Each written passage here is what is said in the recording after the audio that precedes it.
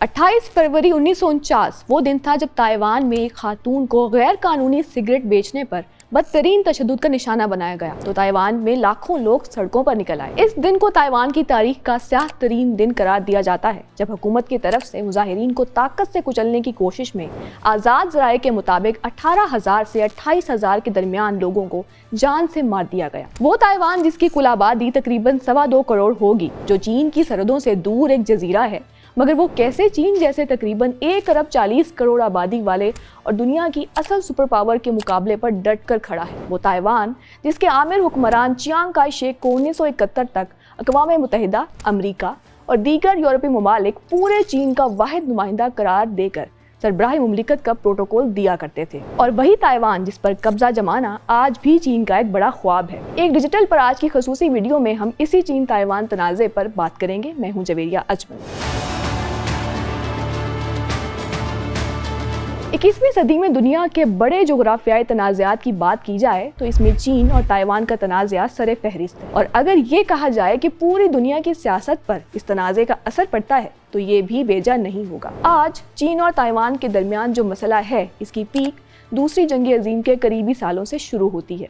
लेकिन अब मुख्तसरन ताइवान की तारीख पर एक नज़र डालते हैं। ताइवान दरअसल चीन की सरहदों से परे और कदरे दूर एक जजीरे का नाम है जिसका रकबा तकरीबन कराची शहर जितना है, मगर इसकी आबादी कराची शहर से तकरीबन 30 लाख ज्यादा है। 17वीं सदी में इस जजीरे को ओक्रोस्टोनिया के लोगों ने आबाद किया और इसी सदी में चीनी सूबे फौजियान से भी लोग आकर इसमें बस गए।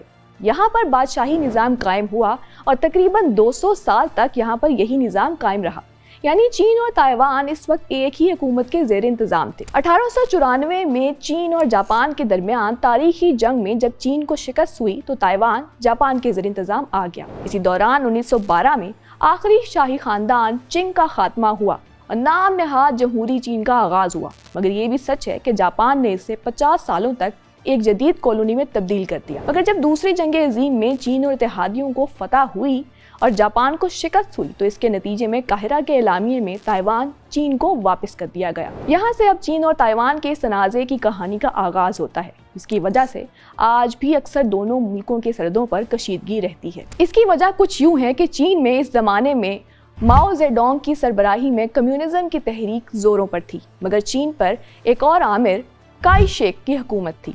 जब ताइवान चीन के कंट्रोल में आया तो वहाँ पर बदअमनी अपने अरूज पर पहुँच गई और फिर 1947 में वो अफसोसनाक वाक़या पेश आया जिसके बाद चीन में खाना जंगी शुरू हो गई और ये रुदाद बहुत अफसोसनाक है। इसे ताइवान की तारीख में आज भी स्याह दिन के तौर पर याद किया जाता है और इसे 228 सानिये के नाम से पुकारा जाता है। काई शेक की हुकूमत ताइवान पर कंट्रोल करने में नाकाम थी।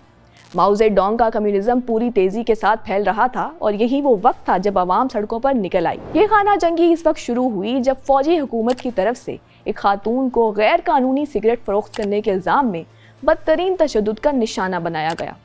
फिर लाखों लोग सड़कों पर थे। होना तो ये चाहिए था कि हुकूमत कौम परस्तों से मुज़ाकरात करती, मगर हुआ इसके उलट।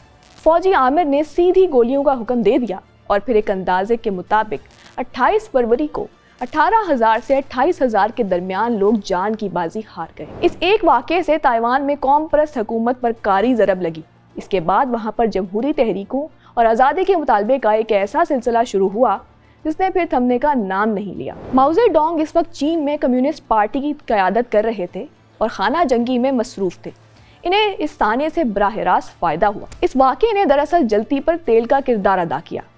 1927 से खाना जंगी में मसरूफ़ माओ जेडोंग को आखिरकार कामयाबी मिल गई और चियांग काई शेक की आमिराना हुकूमत का खात्मा करके उन्होंने अनाने हुकूमत संभाली। शिकस्त खुर्दा KTM के लोगों के पास एक ही चारा था और तकरीबन 12 लाख लोग अपनी जान बचाकर ताइवान भाग निकले और यहाँ पर अपनी हुकूमत कायम कर ली। चियांग काई शेक ने ताइपे को अपना दारुल हुकूमत बनाया और यहाँ पर हुकूमत बनाने का ऐलान कर दिया।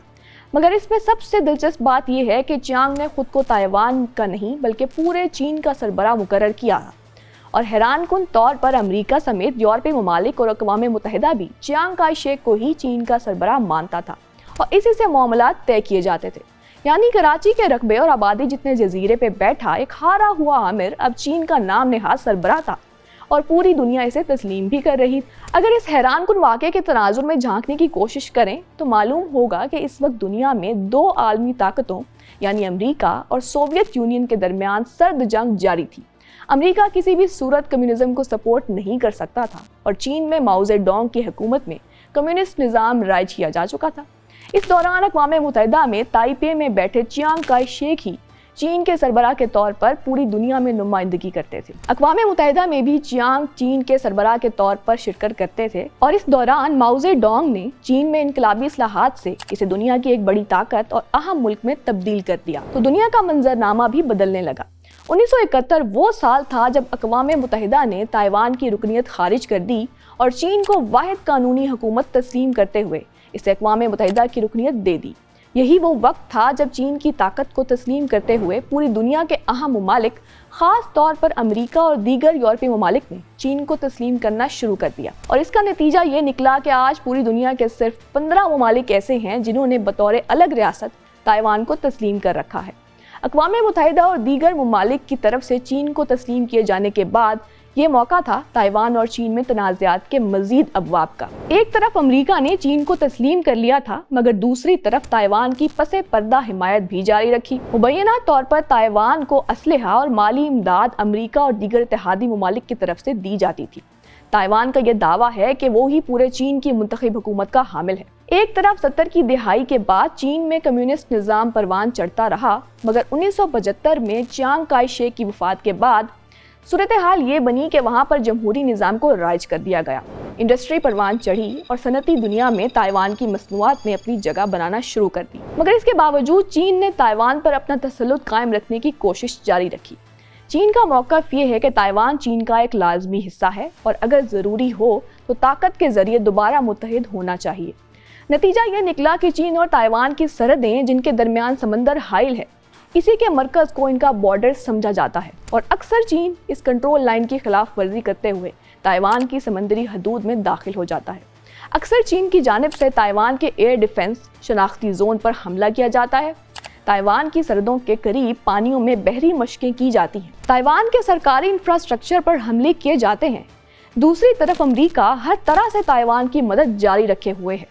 इसने ताइवान को जदीद तरीन मिसाइल, दिफाई निज़ाम और लड़ाका तैयारे फराहम किए हैं। चीन को इस वक्त दुनिया में जो मुकाम हासिल है ताइवान के मामले पर, इसी वजह से कोई भी मुल्क इस वक्त चीन से इख्तलाफात की ताकत नहीं रखता और ये भी बैदुस कयास नहीं कि चीन की ख्वाहिश के मुताबिक जल्द ताइवान चीन का हिस्सा बन जाएगा।